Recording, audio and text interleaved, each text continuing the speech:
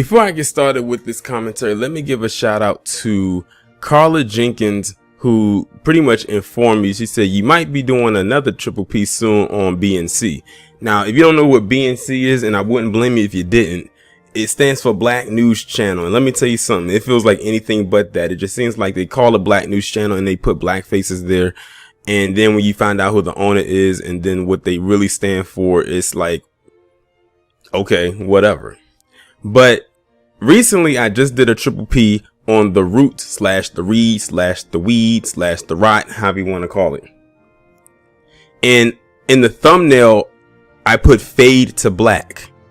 Well, with this one, I'm gonna probably do something very similar with this thumbnail, and it's gonna say fading to black, because the way it is looking right now for BNC, they might be headed in the same direction as the root and even faster, considering that BNC just got launched in January last year. So they're only a little over a year old, whereas the root was around since like the late 2000s. Like I believe it says 2008. So at least they were around for quite some time.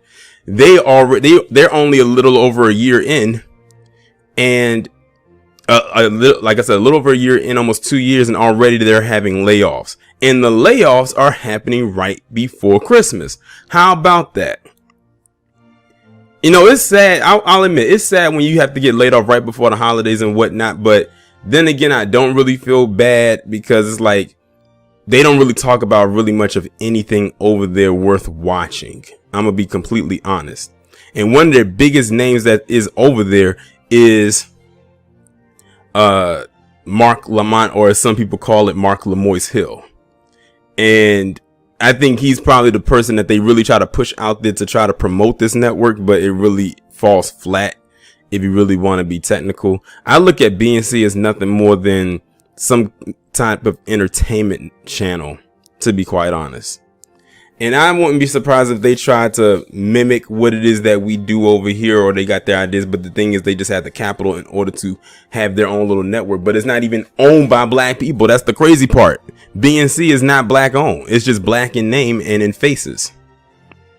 But I'm going to go ahead and read this article that's coming from newsforjacks.com that was posted December 18, 2021. The title reads, Black News Channel announces layoffs right before Christmas. Tallahassee-based Black News Channel announced it was laying off an unspecified number of its 300 employees. The Atlanta Journal-Constitution reported. The report says BNC CEO Princell Hare broke the news Friday to employees. It was not immediately clear how many staffers will be impacted. Now you got to think, they said laying off an unspecified number of its 300 employees. That's pretty small for a news network or a news channel. That's relatively small.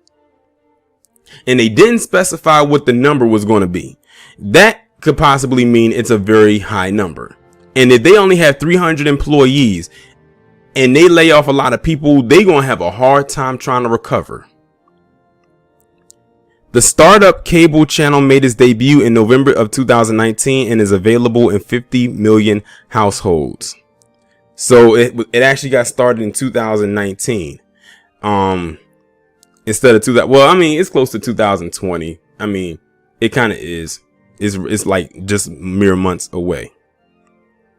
The startup network, which has heavily been funded by Jacksonville Jaguars owner and billionaire Shahid Khan, has struggled to draw viewers. Now listen to that.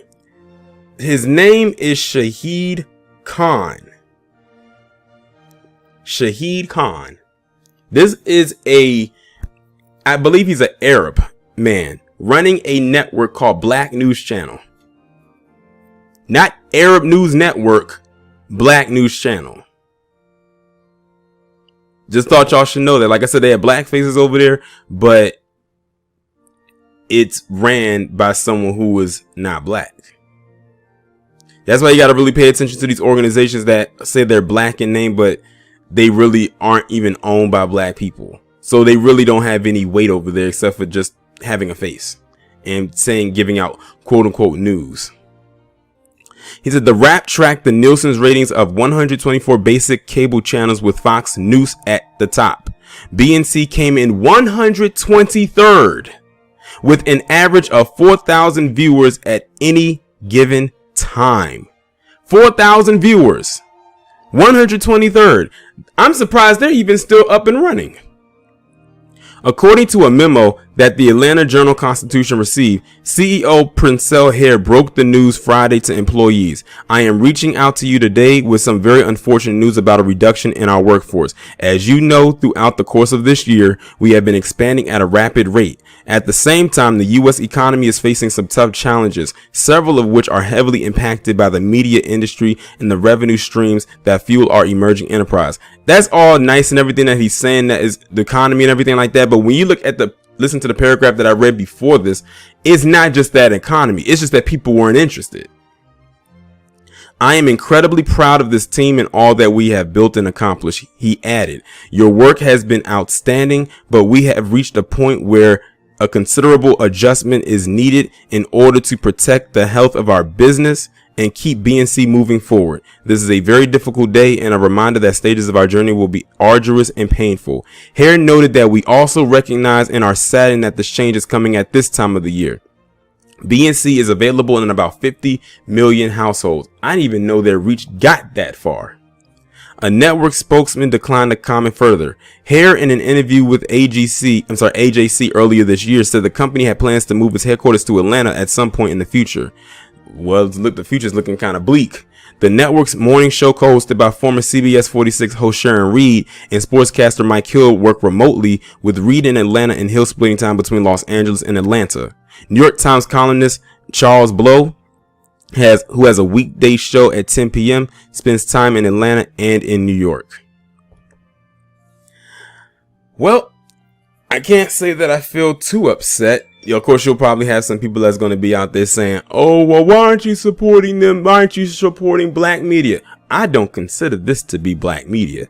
I consider what, Harvey, Kimberly Frazier, Lisa Cabrera, True Royal Family, Professor Black Truth, the Black Authority, Tariq Nasheed, Phil over at the African Diaspora Network, and so on and so forth. I consider, and of course, Nicole's View, can't forget to leave her out, and so many more.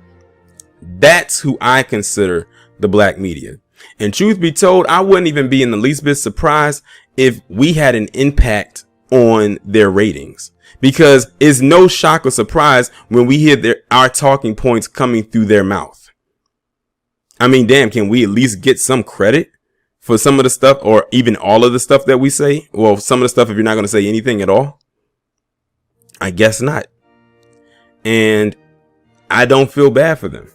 As a matter of fact, all people who claim to be these black networks and everything like that, they tend to follow the same script a lot of the times. They rarely veer off from that. I guess some of them are going to try to have to campaign to get a job at CNN or MSNBC or something, because the future of BNC is looking kind of off. Remember, they said they only had 300 employees and an unspecified amount of people are taking a hit.